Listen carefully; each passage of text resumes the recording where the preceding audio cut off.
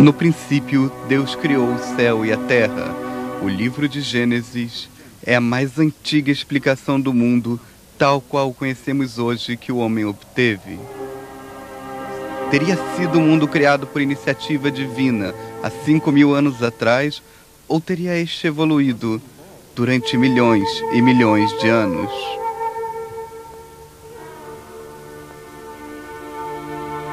É esse o local original do Jardim de Éden, entre o Vale do Jordão e Beit Shan?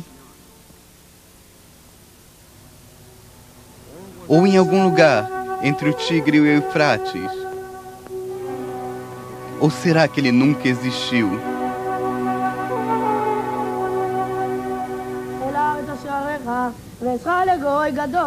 A Bíblia, o único corpo de verdade universal, a origem das 3 maiores religiões, foi escrita aqui, neste país sagrado.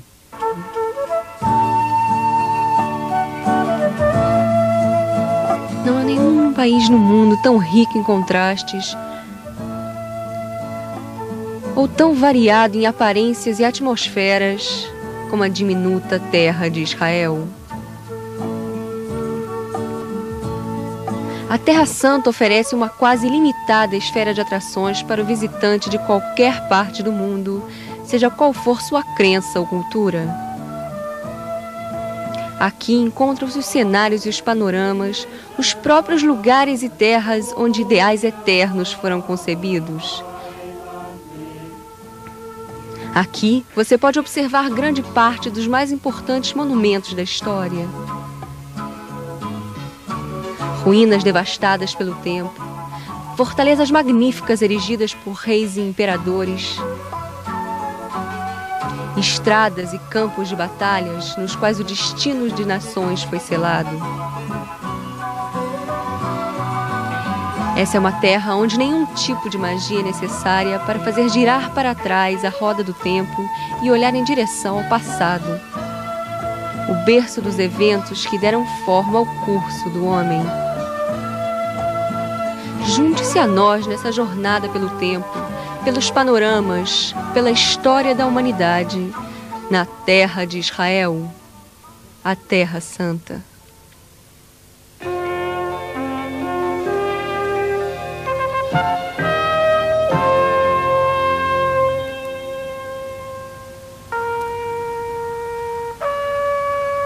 Uma solitária família instala-se junto a um poço. Abraão, sua mulher Sara e a serviçal egípcia destes, Agar. Mais tarde, Agar tornar-se-á a mãe de Ismael, filho de Abraão, o patriarca do povo árabe. O deserto é a residência natural dos beduínos.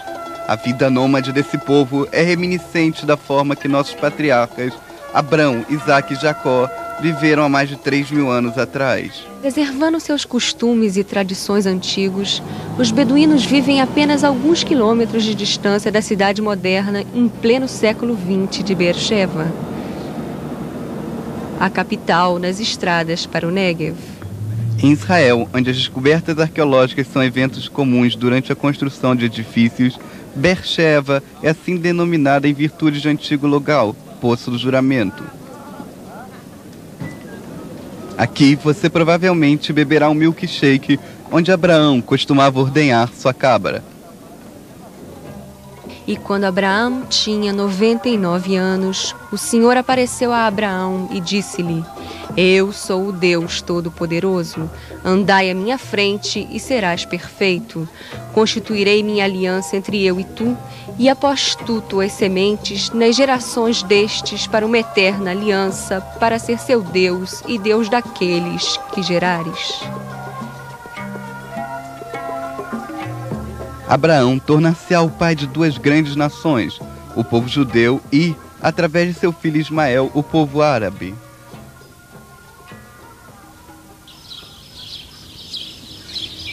Quando o sol de meio-dia bate impiedosamente nas planícies de Mamre, Abraão abriga-se sob este carvalho, hoje com 4.000 anos de idade. Subitamente, 3 homens aparecem à sua frente. Eles são os mensageiros do Senhor, enviados para preparar Abraão e sua esposa anciã Sara para o nascimento de um filho temporão, Isaque. Essa igreja bizantina comemora o evento. O Mar Morto. O Senhor decretou a destruição de Sodoma e Gomorra. Abraão salva toda a família de Lot, exceto um de seus membros. Sua esposa olhou por detrás dele e tornou-se uma estátua de sal.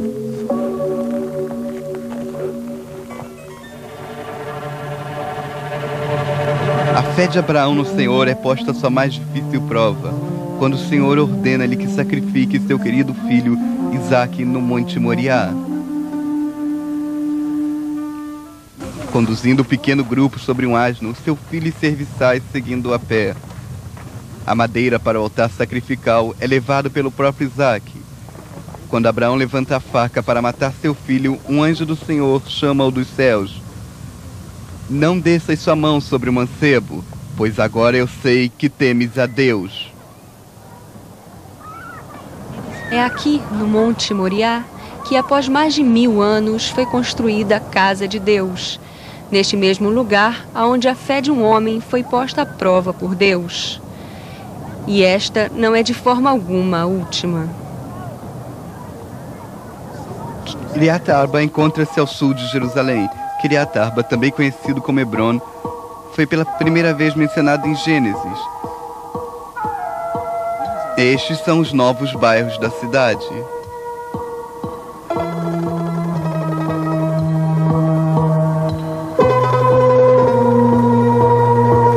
Abraão compra a caverna de Macpelá como um cemitério para sua amada esposa.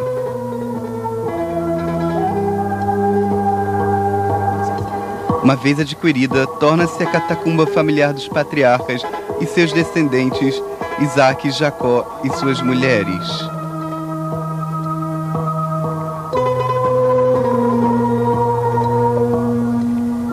E Jacó sonhou, e no sonho viu uma escada fincada à terra, cujo topo alcançava os céus. E viu os anjos de Deus subiam e desciam nesta.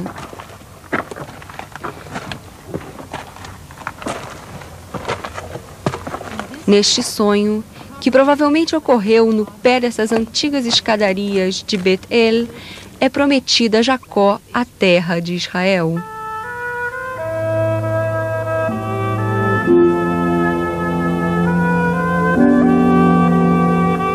Alguns dias após este significativo evento, Jacó encontra sua futura esposa, Raquel, ao lado de um poço. Esta beduína está tirando água para a cabra de seu pai, tal qual Raquel, quando Jacó a viu pela primeira vez e apaixonou-se. Raquel, que morreu inesperadamente dando à luz a sua criança, é enterrada na saída de Belém. A história trágica de sua paciência e devoção fizeram dela um símbolo da maternidade por todas as gerações. Jacó, que teve 12 filhos, é o pai das 12 tribos de Israel. Um de seus filhos, José, tornou-se soberano no Egito e o braço direito do faraó. Com a chegada dos 7 anos de carestia, ele convida seu pai e seus irmãos a juntarem-se a ele no Egito. José morre no Egito. Seu caixão é levado pelos filhos de Israel durante o êxodo para ser reenterrado aqui, junto a Nablus.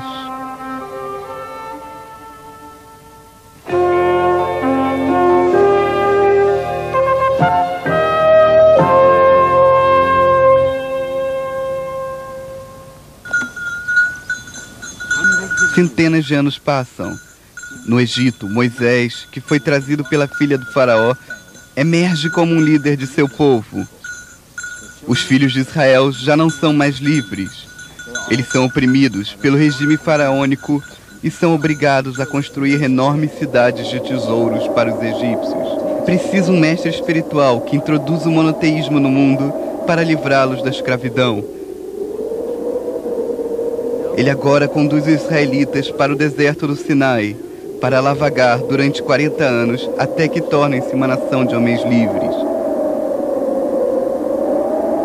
Aqui, no Monte Sinai, com 600 mil homens e mulheres vivos como testemunhas, os 10 mandamentos são entregues. Eu sou o Senhor vosso Deus, que vos livrou da escravidão na terra do Egito. Recordarás o dia de sábado e guardarás sua santidade.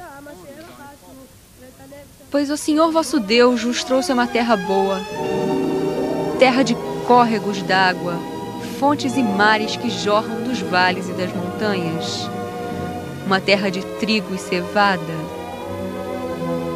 vinhedos e figueiras e romeiras,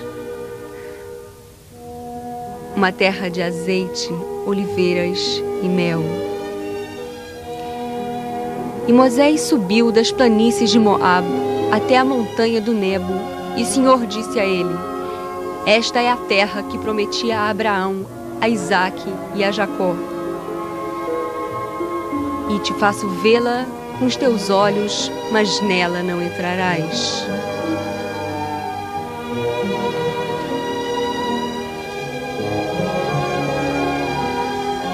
E assim Moisés morreu, sem nunca ter posto os pés na terra prometida. Ele é enterrado em Moabe, na Transjordânia, mas ninguém sabe até hoje exatamente aonde. A rota dos israelitas na terra prometida os conduz através do rio Jordão, o maior obstáculo a ser ultrapassado. Moisés está morto, mas quando os sacerdotes que levam a Arca da Aliança pisam sobre o Jordão, as águas secam e os israelitas passam sobre o solo seco, um sinal de que Deus continua ao lado de seu povo e de seu novo líder, Josué.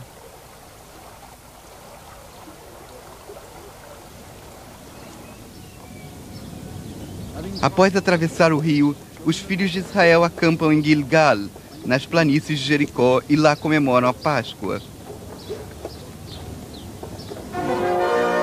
De Gilgal, eles continuam para Jericó, cujas escavações estamos vendo agora.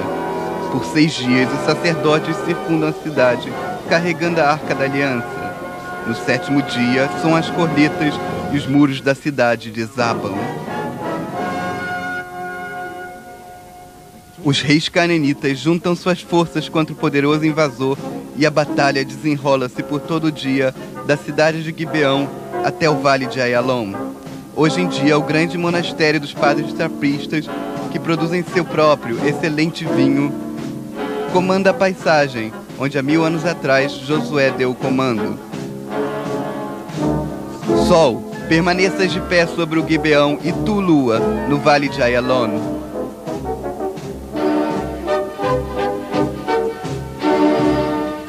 Conquistar a terra prometida foi um longo e árduo processo. Essas são as montanhas de Efraim, no vale de Jezrael, onde Débora, a profetisa, e um vidente julgaram os filhos de Israel. No sopé de outra montanha, o Monte Tabor, o exército sofisticado dos canaanitas é rendido por Baraque, quem Débora aconselhou e guiou durante a batalha. A fonte de Arod, uma das mais belas reservas naturais da moderna Israel. Aqui, Gideão escolheu os 300 melhores guerreiros para lutar contra os midianitas. Eles foram selecionados através da forma com que bebiam sua água. A cena transfere-se para Asquelon, à beira-mar, uma das 5 maiores cidades filistinas. Os filistinos são inimigos implacáveis.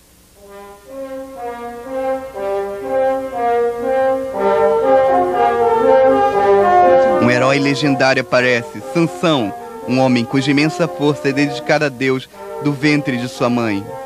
Sansão espalha o terror e a devastação entre os filistinos até que sucumbe frente à malícia de Dalila, uma cortesã filistina a quem ele revela o segredo de sua força. Ele é capturado e seus olhos são arrancados. Mas nesta fábula maravilhosa sobre a força física e espiritual, ele é redimido pela fé. Prisioneiro no templo filistino, ele arranca as 2 colunas principais e toda a extensão do teto desaba sobre a multidão. E assim, os mortos que ele matou à sua morte foram mais dos que ele matou em sua vida.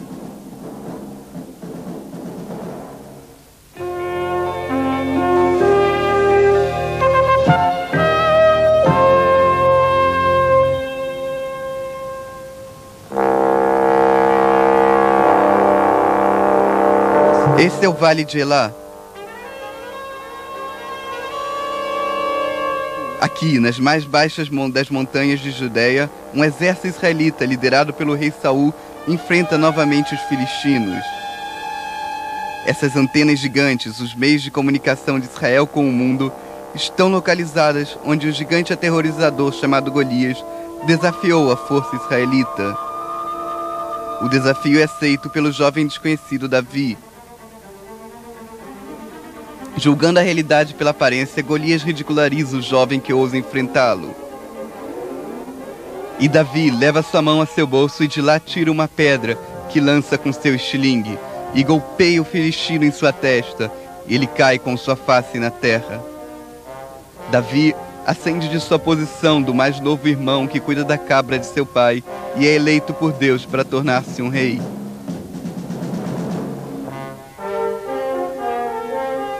A guerra ameaça novamente, dessa vez nas colinas do Monte Gilboa, junto ao Vale de Jezreel.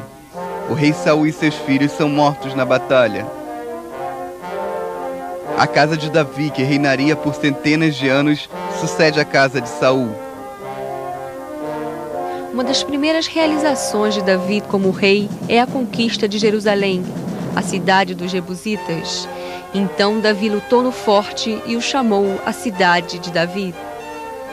Com o estabelecimento da nova capital, Davi traz a Arca da Aliança, que estava guardada na Judéia, para a cidade, e seu filho, o rei Salomão, constrói uma casa em nome do Senhor, o primeiro templo que permaneceria ali durante 1000 anos. Desde então, Jerusalém tornou-se o maior símbolo de glória e poder real para todos os judeus do mundo. Uma cidade onde os feitos do passado emergem com os últimos dias do futuro, quando as nações farão de suas espadas relhas de arado e não irão mais à guerra. Por 3000 anos, desde que Davi entrou pela primeira vez na cidadela para estabelecer seu reinado, até hoje ela permaneceu e permanecerá Jerusalém de ouro.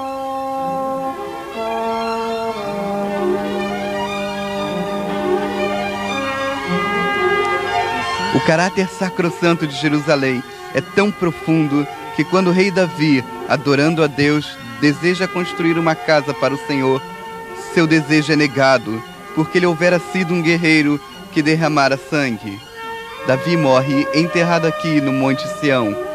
De acordo com a fé judaica, quando o Messias vier, ele será da casa de Davi, e é para o Messias que os judeus rezam na tumba do rei.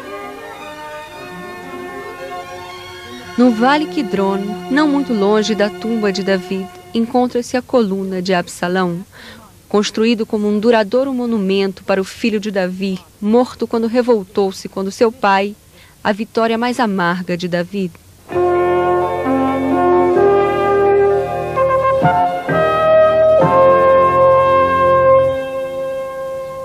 Tão logo seu governo é estabelecido, o rei Salomão começa a construção da casa do Senhor, onde a Arca da Aliança será guardada.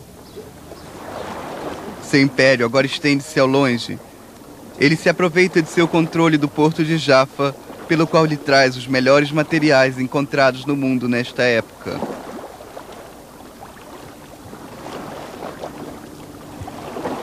Para Eilat, nas margens do Mar Vermelho, seus navios trazem 3000 talentos de ouro de Ofir para serem utilizados no templo.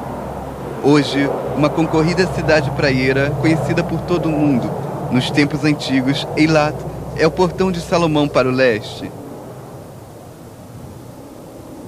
Eilat é também usado pela rainha de Sabá, que chega com um enorme séquito para verificar a sabedoria do mais sábio dos homens.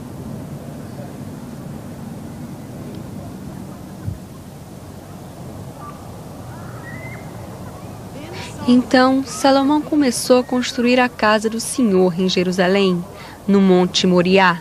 Um altar permanente é construído no mesmo local onde Abraão havia recebido a ordem de sacrificar seu filho para o Senhor. E a casa que o rei Salomão construiu para o Senhor tinha 60 cúbitos de comprimento e 20 cúbitos de largura e 30 cúbitos de altura. E o oráculo ele preparou dentro da casa para lá colocar a arca da aliança do Senhor. Então Salomão revestiu a casa por dentro com puro ouro. Também todo o altar que estava junto ao oráculo, ele o revestiu com ouro. Então terminou-se todo o trabalho que o rei Salomão fez para a casa do Senhor. Então Salomão reuniu todos os anciãos de Israel e os chefes das tribos, e os sacerdotes trouxeram a arca da aliança do Senhor a seu lugar, no oráculo da casa, o mais sagrado lugar. Finalizando os trabalhos do templo, Salomão devota sua riqueza e sua atenção para outras construções. Ele constrói 3 aquedutos nos jardins reais, nos arredores de Belém, para servir de reservatórios da preciosa água da chuva para o povo de Jerusalém. A cidade de Meguido, que é essencial para a defesa do reino, é sumamente fortificado. E palácios e fortificações são construídos ali por ordem do rei.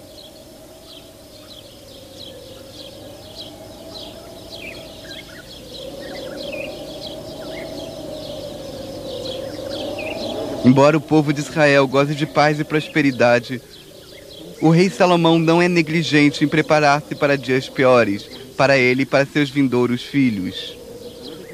Por ser um rei de espírito político, ele forma uma aliança com o Egito, casando-se com a filha do faraó. O poderoso rei, que tem nada menos que 1000 esposas, escreve o mais nobre ode de amor de todos os tempos, o Cântico dos Cânticos.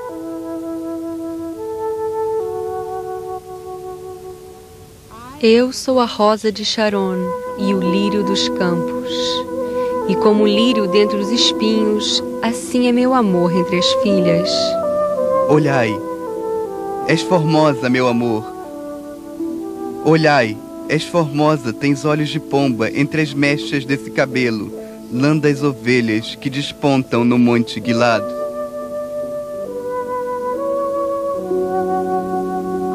Eu as acuso, ó filhas de Jerusalém, por não excitares nem despertares meu amor até ao gozo. Como é belo seu amor, minha companheira. Quão melhor é seu amor que o vinho. Seus lábios, ó minha companheira, derramam-se como um favo de mel. Mel e leite escondem-se sob sua língua. Seus 2 seios, tais quais gêmeas cabras montesa. Seu pescoço é uma torre de marfim. És bela, ó meu amor, como Tirza, graciosa como Jerusalém, terrível como exército e suas bandeiras.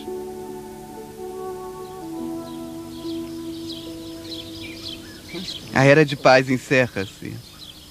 Salomão está morto e o reino dividido. A casa de Davi ainda reina em Jerusalém e Judeia, mas uma nova capital estabelecida em Samaria pela casa de Omri.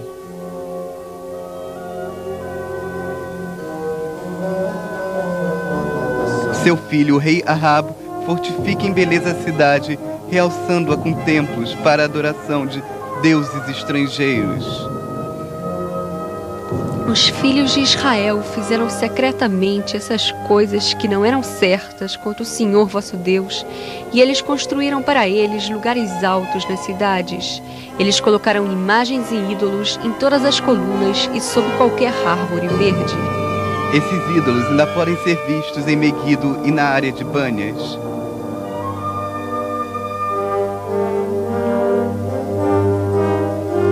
Apesar da mudança na atmosfera religiosa, homens destemidos e descomprometidos apareceram. Os profetas Elias, Jeremias e Isaías, que avisaram o povo que eles seriam castigados por seus erros. O profeta Isaías está de pé em frente aos portões da cidade. Ele teve uma visão profética sobre o longínquo, distante futuro. Uma visão de Jerusalém, ao mesmo tempo apocalíptica e de redenção, quando o Messias passa por este portão no muro. Gradualmente, ambos reinos se enfraquecem. Novos conquistadores parecem cumprir as piores visões dos profetas, a destruição do reino de Israel e o exílio à Síria das 10 tribos. Milhares de judeus são isolados do resto da nação para sempre.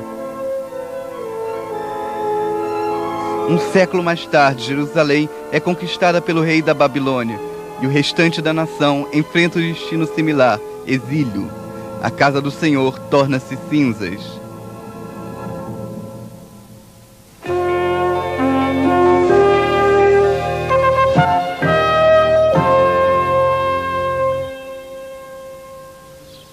Essa caverna serve de esconderijo ao rei Zacarias na sua fracassada tentativa de fugir da Jerusalém sitiada.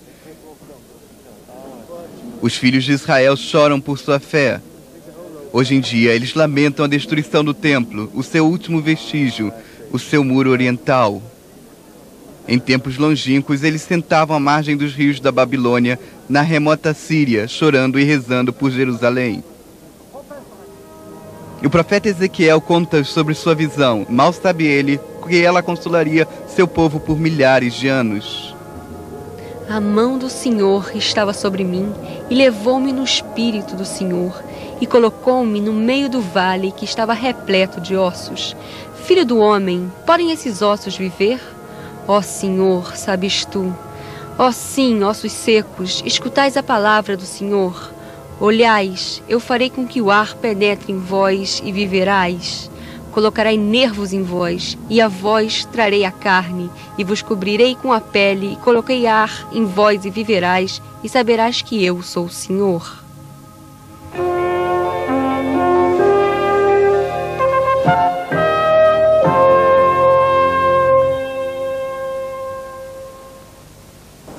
Quinhentos anos separam o Novo Testamento do Antigo. Durante esse período, progressos significativos ocorrem em toda a região do Mediterrâneo. Um novo poder estabelece seu governo na área, os Seleucidas. Os filhos de Israel voltam a Selá. O exílio na Babilônia encerra-se e, de fato, a Babilônia já não mais existe. Ciro, rei da Pérsia, concede-lhes a permissão real para retornar a Sião. Em volta de Jerusalém, perto de Modeim, os Macabeus, uma família local de judeus patriotas, está quase juntando-se à batalha com as legiões gregas. O conflito entre as duas culturas é inevitável. Os gregos provocaram a rebelião, impondo o culto pagão aos judeus. Os Macabeus conseguem expulsar o governo estrangeiro e, novamente, um reino é estabelecido em Israel, conhecido como a Casa dos Hasmoneus. Cesareia, nas margens do Mediterrâneo. O Império Romano está no auge de seu poder e prestígio. A Judéia não pode ter mais esperanças de reter sua independência frente à máquina de guerra romana. Cesareia tornou-se o quartel-general das legiões romanas que foram enviadas para subjugar a insurreição dos judeus contra o novo soberano.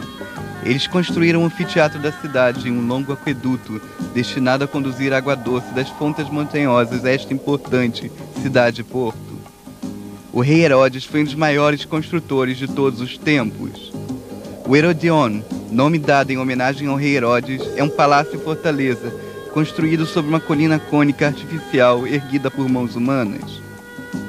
Ele está localizado ao sul de Jerusalém e no limite do deserto de Judeia.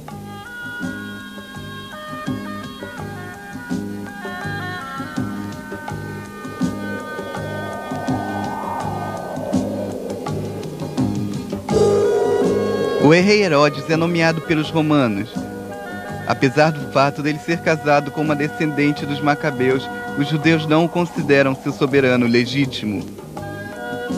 A insatisfação é crescente e a revolta estoura na Galileia.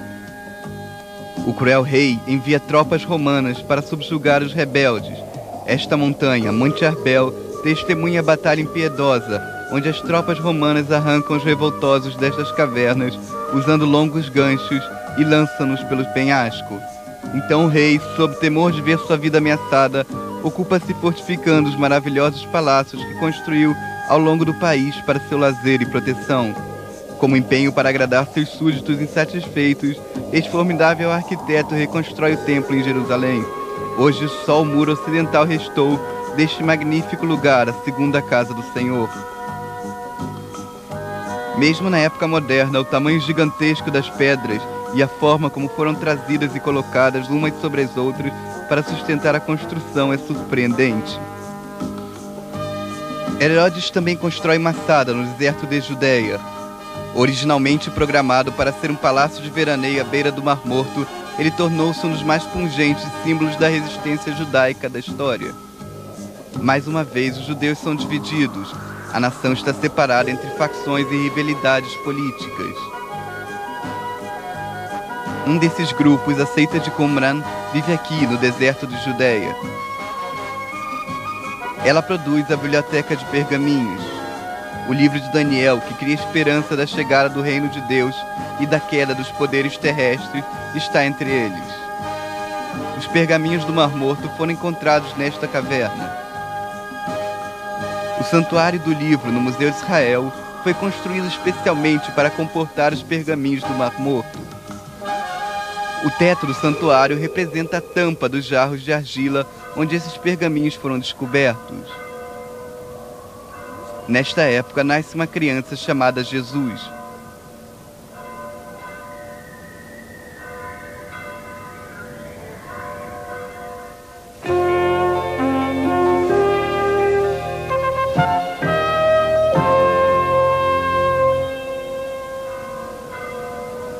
Nazaré, no período romano. Uma pequena cidade nas montanhas da Galileia. Um modesto carpinteiro chamado José e sua mulher Maria são informados por um anjo do nascimento em breve de uma criança concebida pelo Espírito Santo. Passaram-se séculos e anos desde a época em que Jesus nasceu. Na verdade, Jesus não nasceu no primeiro ano da Era Comum, e sim aproximadamente 4 anos antes, no ano 4 AC, o mesmo ano da morte do rei Herodes. Belém, uma cidade nas montanhas de Judeia, onde Raquel foi sepultada. Jesus nasceu aqui.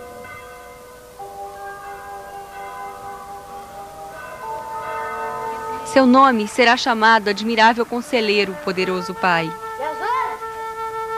Quando o rei Herodes escutou que o novo rei dos judeus havia nascido, ele ordenou o assassinato de todas as crianças recém-nascidas de Belém, e outras versões dizem em todo o seu reino. Jesus foi salvo, pois sua família foi alertada a tempo de deixar o país.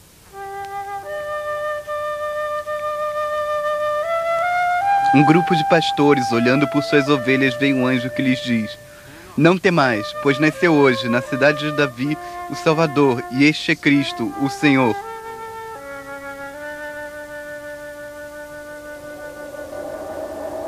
Um árido deserto junto ao Mar Morto.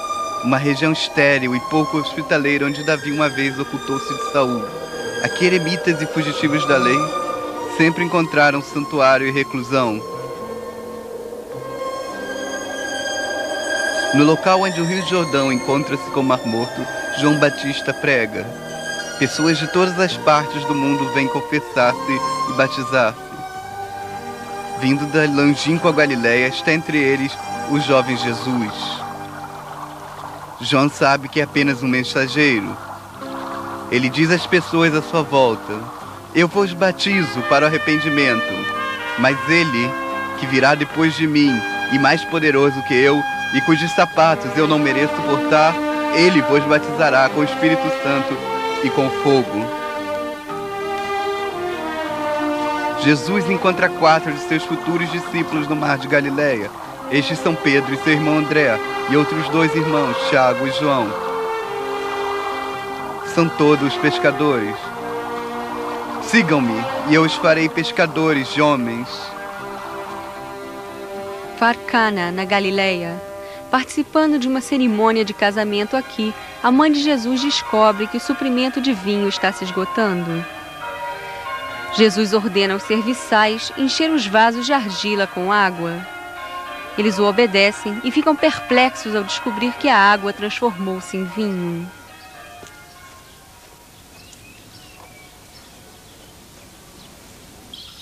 Eles o seguem até Capernaum. Lá, eles assistem um serviço religioso na sinagoga, onde Jesus cura um homem possuído por um espírito maligno. A sinagoga de Capernaum é uma das mais antigas do país. Ela foi construída na época dos gregos e seu estilo é reminiscente da arquitetura grega.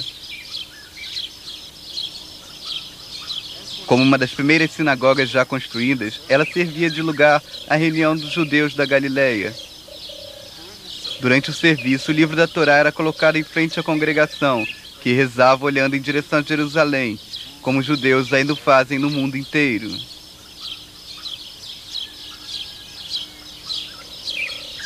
Jesus é acompanhado por uma multidão de seguidores.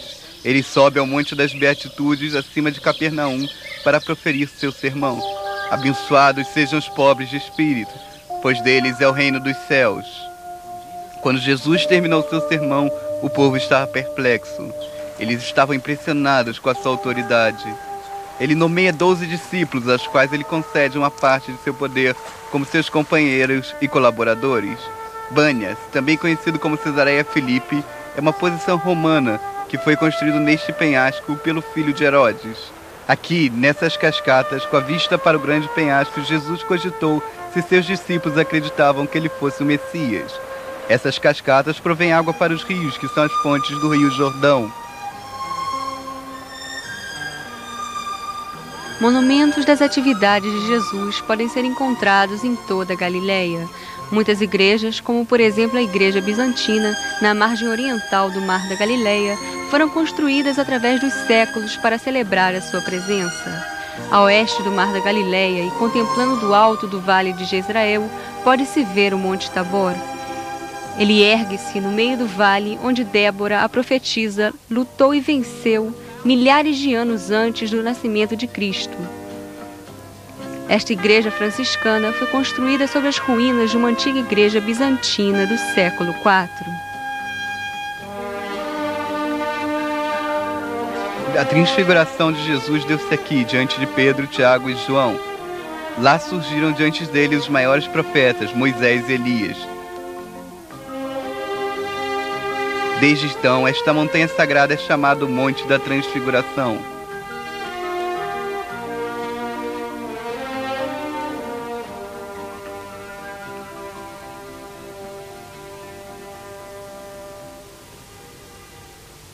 O percurso de Jesus até Jerusalém começa na Galileia e continua através de Samaria e do Vale do Jordão. Monte da Benção, contemplando o alto de Nablus. Aqui, onde erguia-se o templo, os samaritanos oferecem seu sacrifício da Páscoa anual. Os samaritanos são descendentes de um antigo povo.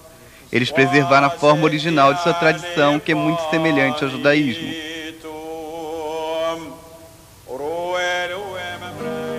Os preparativos para a entrada formal de Jesus em Jerusalém foram feitos aqui, na aldeia de Betânia.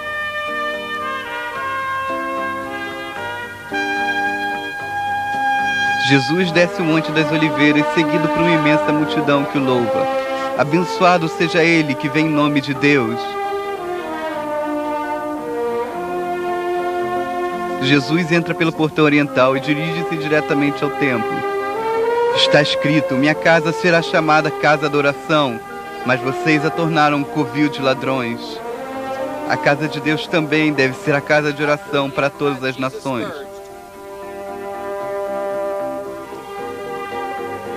A ceia de Páscoa deve ser servida no quarto superior em Monte Sião, onde está sepultado o rei Davi.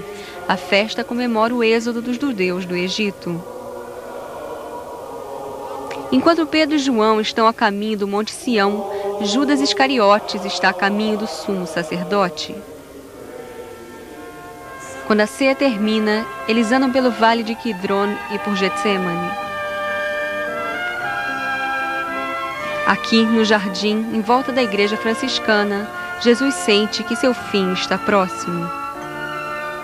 Uma multidão de soldados liderados por Judas cruzam o jardim e prendem Jesus. Estas antigas oliveiras estão aqui há centenas de anos e muitos acreditam que elas tenham testemunhado a época de Jesus.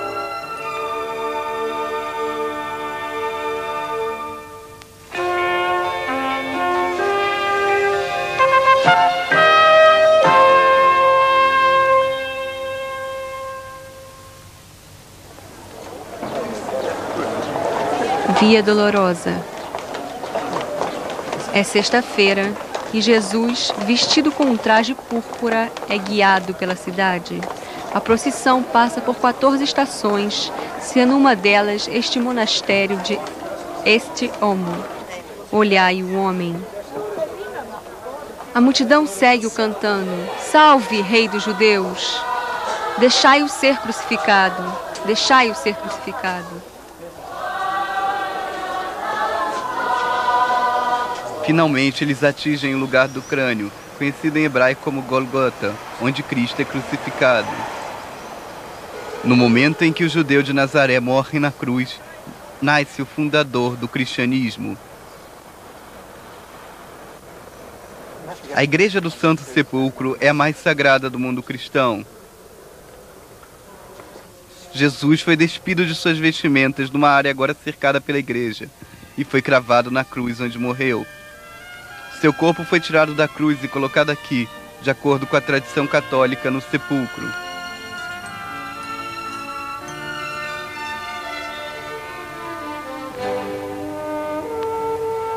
No lugar onde ele foi crucificado, havia um jardim.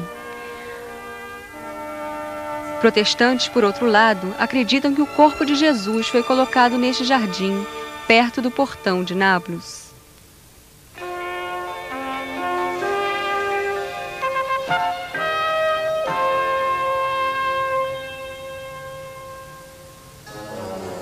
A destruição do Segundo Templo, a destruição total de Jerusalém e o exílio da nação judia é muito mais trágico e aterrorizador do que foi previsto.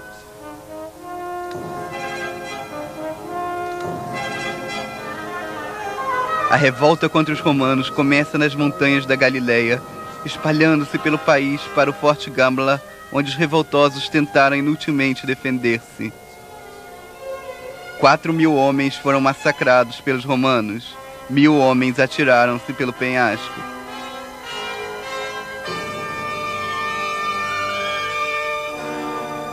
A insurreição culminou na maior tragédia judaica de todos os tempos até o Holocausto. Massada, situada a 400 metros sobre o Mar Morto, foi construído e fortificado pelo rei Herodes como lugar de refúgio contra uma possível insurreição judaica, ou pior ainda, contra uma invasão egípcia liderada por Cleópatra, rainha do Egito.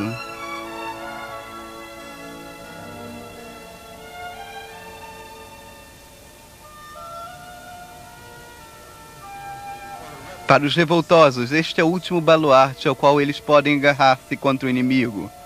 Sob o comando de Eliezer, filho de Iair, eles constroem uma inconquistável fortaleza sobre a montanha.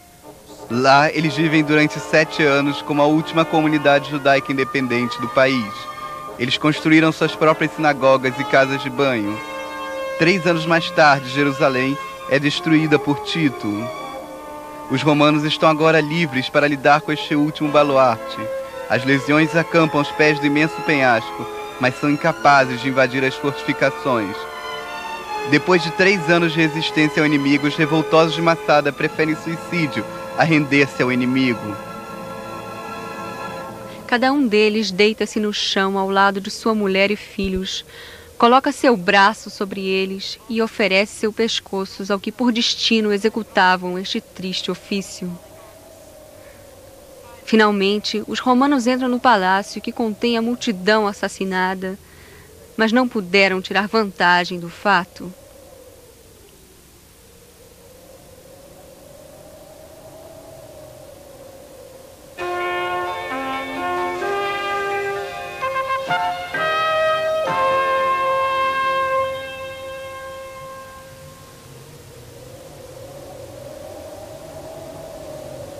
Avdat foi inicialmente construída pelos nabatianos, árabes nômades que a tornaram uma cidade comercial. Era uma importante estação na antiga estrada para Eilat e de Eilat para o Oriente Longínquo. Nesta época, os romanos já aceitavam o cristianismo. Sob o domínio romano, a deserta cidade de Avdat foi construída novamente. A igreja de São Teodoro, que vemos aqui, é uma relíquia deste período. São Teodoro foi um mártir grego do século IV.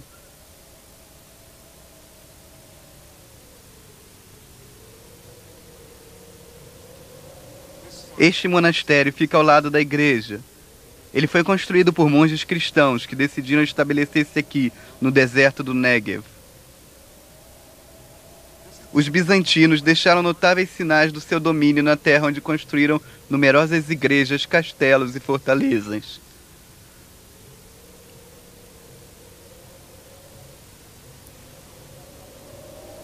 Porém, restaram sempre alguns judeus do país, tentando preservar sua tradição. Eles tentaram conservar a Corte Suprema Judaica, o Sanhedrin, que era situada aqui, em Beit Shearim. Beit Shearim é também a casa de um dos mais famosos sábios judeus, Rabi Yehuda Anassi, que compilou a Mishnah.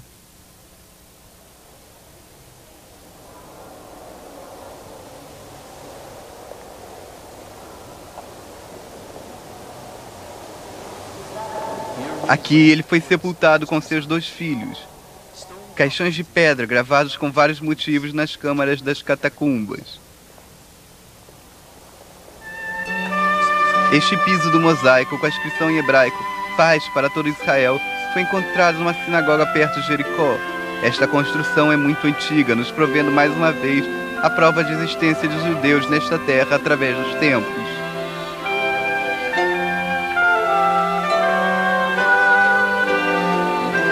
Que eles possam ser bem lembrados, que sua memória possa ser para o bem. Amém.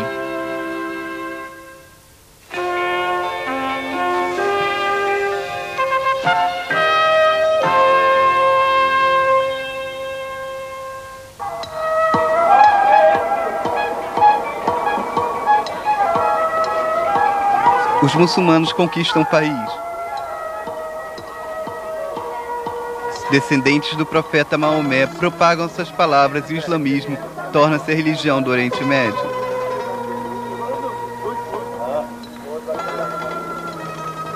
A área do templo passa a chamar-se Al-Haram al-Sharif, em homenagem a Sharif Omar, que conquistou a cidade.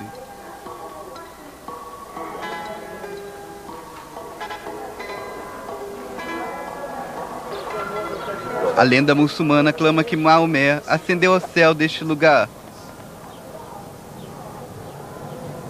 A octagonal mesquita da Rocha, mais bela mesquita do mundo islâmico, foi construída por Abdel Melek.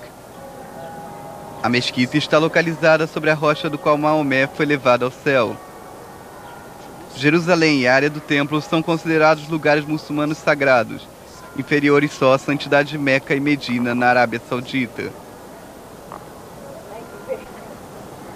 Jerusalém, chamada de Alea Capitolina, na época romana, torna-se El Quds, o santuário sagrado.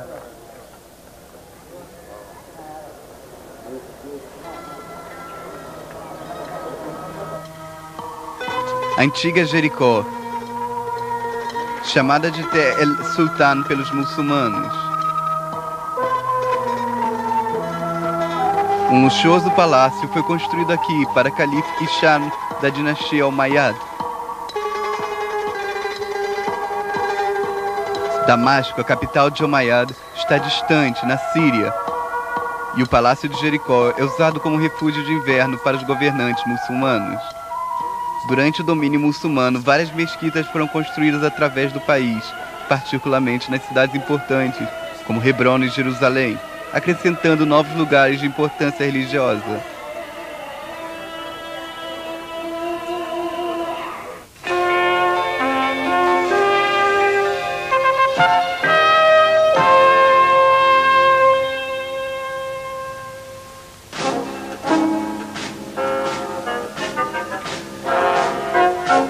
Os cristãos voltam à Terra Santa. A Europa ressente-se amargamente da presença muçulmana aqui.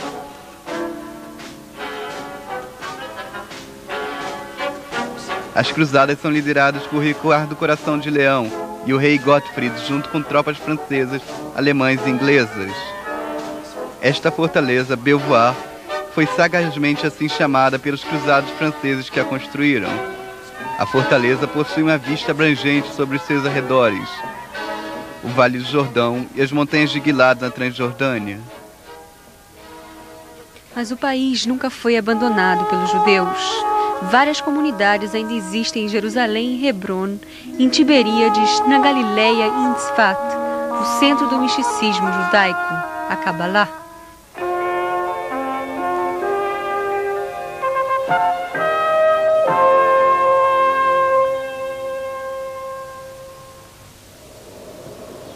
O país foi conquistado e reconquistado várias vezes. Salah ad-Din, o guerreiro muçulmano, recaptura a terra e os muçulmanos retornam aos locais sagrados. As muralhas que cercam Jerusalém antiga foram erguidas sobre remotas fundações. Elas foram aumentadas para sua atual altura na época dos turcos. As muralhas em volta da cidade têm portões que ainda são comumente usados para a entrada na cidade velha de Jerusalém. As rodas do tempo continuam a girar. Como muitos conquistadores anteriores a ele, Napoleão Bonaparte sonha com a fundação de um Império Oriental. Ele gostaria de tirar a Índia do controle britânico. Como sempre aconteceu através dos séculos, a terra de Israel estava em seu caminho. Ele lutou em Gaza e invadiu o país, indo em direção ao norte. Napoleão é derrotado na fortaleza de Acre e é forçado a fugir do país.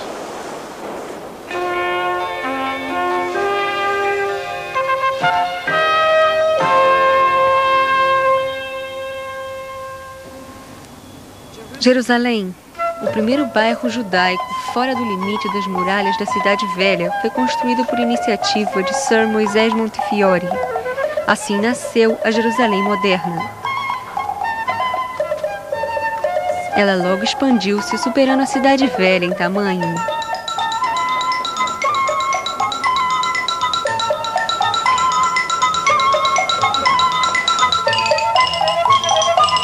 Neste mesmo tempo, um outro personagem imortal do renascimento judaico, o Barão de Rothschild, delineia as fundações de uma agricultura moderna na terra. Zichron Yaakov, estabelecida neste período, é a primeira colônia agrícola judaica.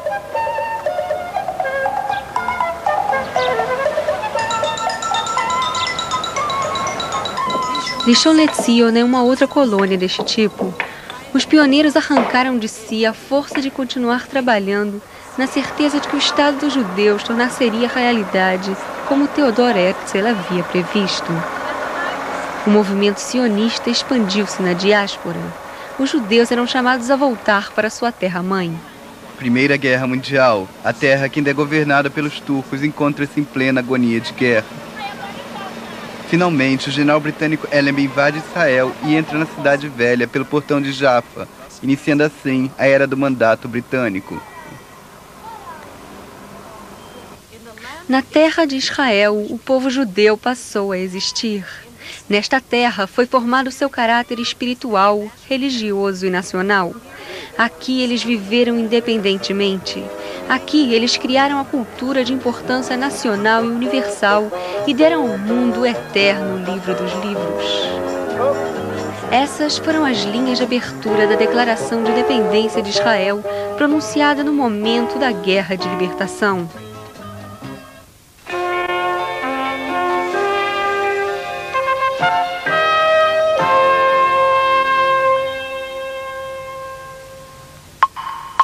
Um dia após a declaração de independência, estoura a Guerra da Libertação. O país está sitiado. Yad Mordechai, um recente kibbutz no sul, habitado por sobreviventes do Holocausto, é destruído. Os poucos guerreiros resistem aos ataques do exército egípcio e suas divisões blindadas. Yad Mordechai torna-se o símbolo da determinação heróica. Nasce um Estado. A terra de Israel é o lugar de interseção do Oriente e Ocidente, de Norte e Sul, velho e novo, do religioso e do secular. Aqui misturam-se tradição e cultura, absorvem-se o passado e futuro, coexiste sonho e realidade. Esta terra, que significa tanto para tantas pessoas, através do mundo inteiro, torna-se o ponto de fusão do qual uma palavra surgirá: paz. Nesta terra, profetas das três mais importantes religiões do mundo vagaram e pregaram. Deixemos que a mensagem de esperança escrita por Isaías seja transmitida desta cidade eterna, de onde ele dirige-se ao mundo com esta predição. E o lobo habitará com a ovelha, e o leopardo deitará com a criança, e o bezerro e o jovem leão, e o cordeiro juntos, e uma pequena criança os guiará.